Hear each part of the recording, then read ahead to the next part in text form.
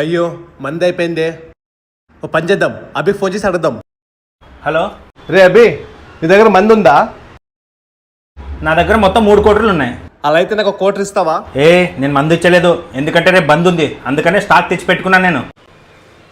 నాకేం మందరితే లేదంటావా? చెప్తారా నీ పని? బేబీ ఏంటండి?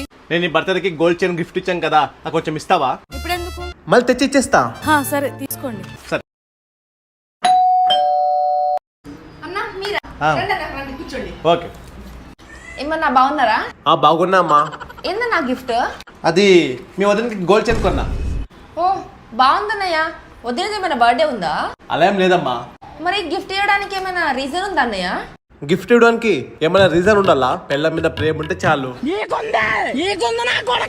తీసుకోండి అన్నయ్య. సరే అమ్మా, నేను వెళ్ళొస్తానా? రే ఎదవా, అన్నం చేసి నేర్చుకోరా. వదిన గోల్డ్ చైన్ కొని